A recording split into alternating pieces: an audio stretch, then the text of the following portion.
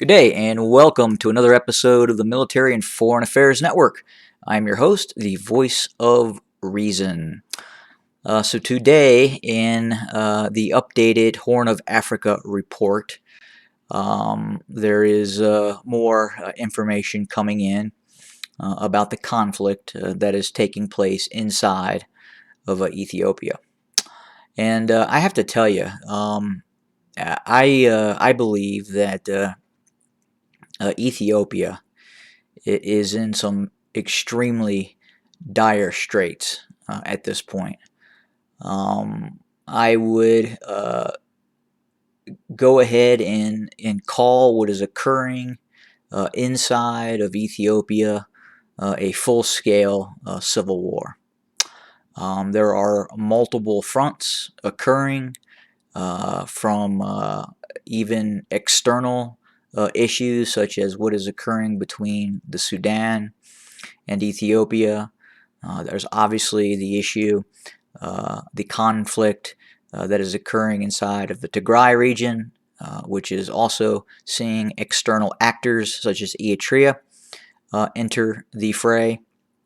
And then finally, the conflict with the Oromo Liberation Army and possible other elements of Oromo peoples who are rebelling against the Addis Ababa Prosperity Party based government.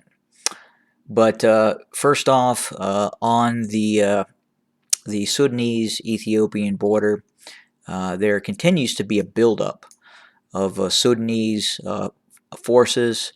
Now we're hearing reports that additional paramilitary forces are being brought in. Specifically, there appears to be a push that could be getting ready to take place against the town of Brecht.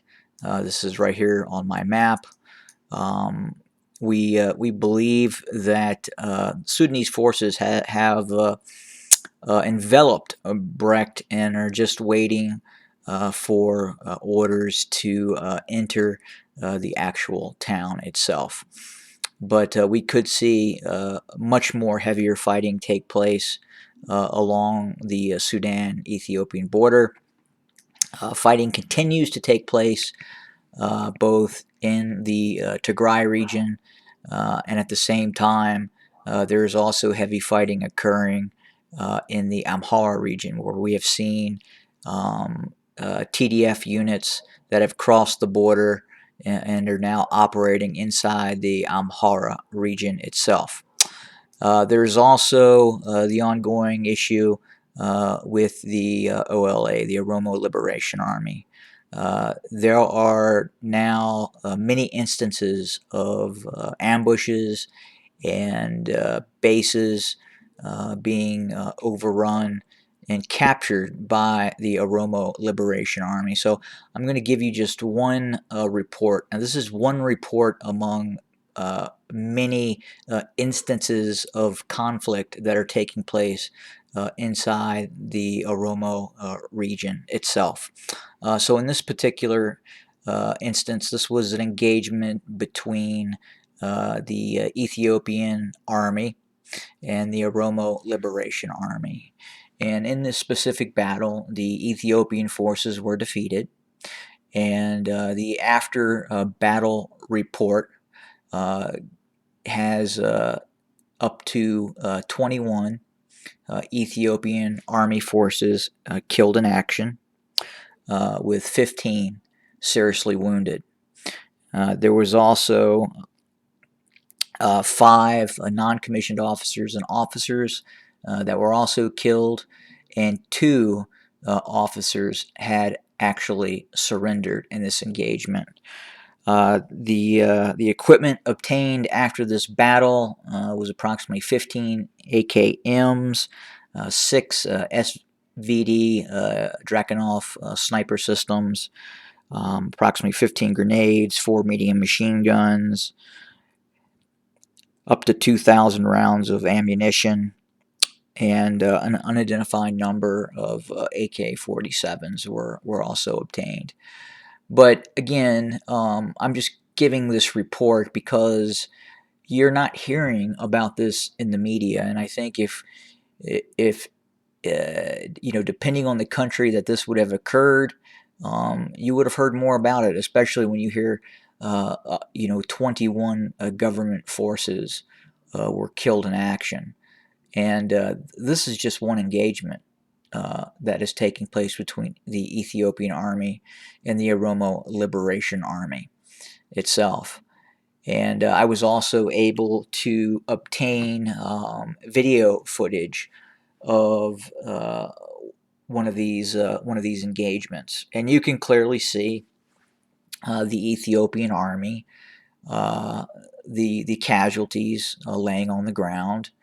You can see one wounded Ethiopian army personnel who then apparently surrenders and is then medically treated by members of the Oromo Liberation Army, who proceeds to basically capture him. And they put a compress over one of his wounds, and you can see this. And at the same time, you can also see the casualties again that have occurred. One noticeable issue with the Ethiopian army, obviously they're not wearing any form of flak jackets or anything of the sort. They're not wearing helmets. They do not appear to be very well equipped. They're very young soldiers, and I would say their military bearing is something that looks like they have just been trained and placed into the field. But again, they do not appear to be very well equipped in terms of protection that you would see in other armies, and that could be just because of the mass recruitment that is going on inside of Ethiopia right now. They just don't have the ability to supply many of its soldiers with the necessary equipment that you would see in some other nations. But that is just one example among many dozens of examples that are occurring throughout the country, and that is significant, and that is going to continue to put pressure on the Ethiopian army. Whereas I have talked about in previous episodes, where you would see that at some point the military simply collapses because of all these attacks and these stressors that are being placed on the Ethiopian military. And I don't envision that these sort of actions are going to discontinue. If you look at, if you go in and you look at video footage of Tigrayan towns, and you see the civilian personnel that are talking to the cameras, these people are incredibly upset and angry, and there's a reason for that. And I don't anticipate these people are going to lay down their arms and come under the embrace of the Prosperity Party and the Ethiopian government anytime soon. There is a tremendous amount of anger that has built up in this country. And it's just not Tigray, it is other areas as well.